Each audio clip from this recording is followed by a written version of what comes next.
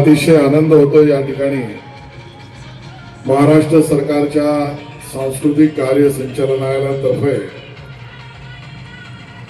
तमाशा फड महोत्सव आणि तोही तंबूमध्ये ही विशेषता आपला संपन्न आणि समृद्ध महाराष्ट्र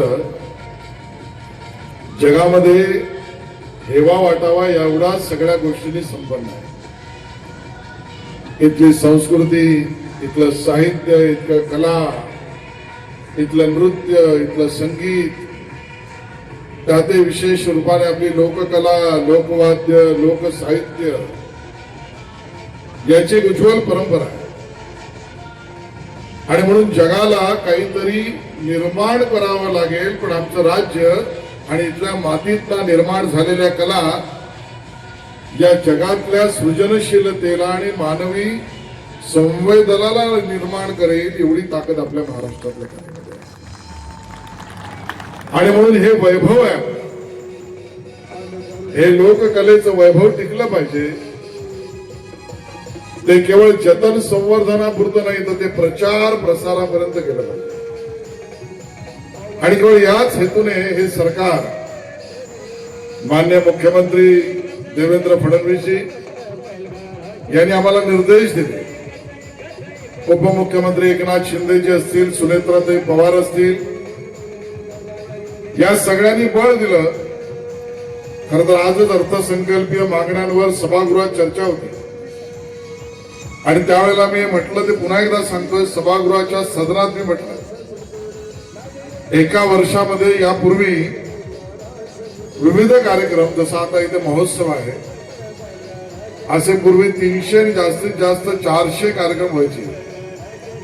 या वर्षी आम्ही 300-400 कार्यक्रमावर नाही, 800 कार्यक्रम पूर्ण करून 1200 कार्यक्रमापर्यंत जातो. विविध लोककला आमच्या, आणि आमच्या या लोककला, जसं आता इथे फड आहे, हा मनोरंजनापुरता सीमित नाही.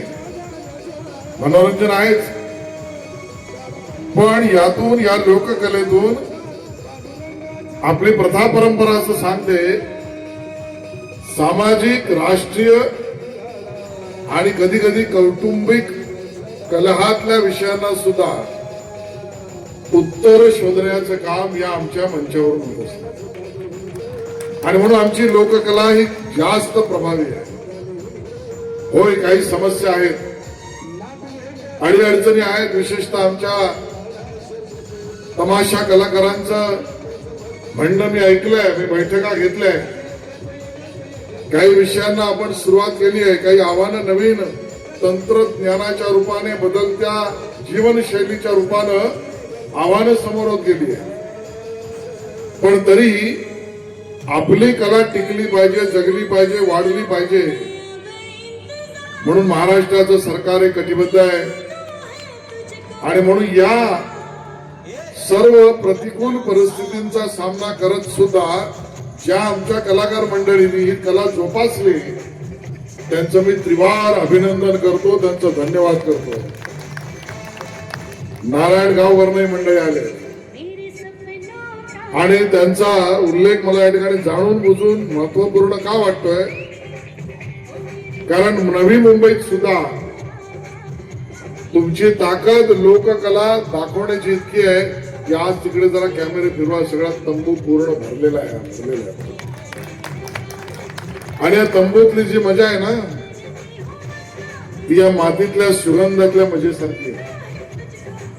या मातीतला सुगंध जसा त्यात बसल्यावर, हाताला पायाला लागल्यावर एक वेगळीच भावना या शरीरामध्ये निर्माण होते, तसं तंबू मधल्या लोककलेला पाहिल्यानंतर मनाची द्वार पुन्हा एकदा प्रफुल्लित होतात. आणि म्हणून हा कार्यक्रम विशेष आहे. सभागृह असताना मी म्हटलं होतं आपल्याला मी येईन आणि कलाकारांना, रसिकांना, आणि मला आवडलं या गोष्टीचं, कारण कुठे गेली ते सुरुवातीचं सूत्रसंचलन केलं. या इकडे मी ऐकत होतो त्यांना. काय नाव आपलं? मुन्नाजी यांनी सुरुवातीला सांगताना म्हटलं की ही आमची लोकसेवा आहे. सेवा सेवा रसिकांनी मान्य करा.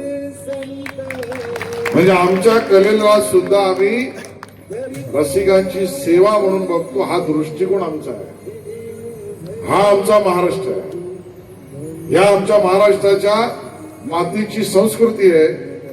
आणि म्हणून या पद्धतीच्या भावनेने केलेल्या या कार्यक्रमाला मी गण ऐकलं. आणि या ठिकाणी छत्रपती शिवाजी महाराज आणि संत तुकाराम यांच्या भेटीचा प्रसंग आपण उभा केला. या दोन गोष्टी मला या ठिकाणी बघायला आणि ऐकायला मिळाल्या. मन प्रफुल्लित झालं, आनंदित झालं. आणि तुमच्या सगळ्यांचं झालं असेल तर कलाकारांसाठी जरा जोरदार टाळ्या वाजवा. जोरदार. तुम्हाला सगळ्यांना शुभेच्छा देतो. मला पुढच्या कार्यक्रमाला जायचंय कारण आज 2 अन्य कार्यक्रम मुंबईत आहेत. जाण्याची परवानगी मागतो. कलाकारांना शुभेच्छा देतो. जय हिंद, जय महाराष्ट्र. आज या ठिकाणी ढुलकीफड तमाशा महोत्सव अतिशय आनंद होतोय की महाराष्ट्र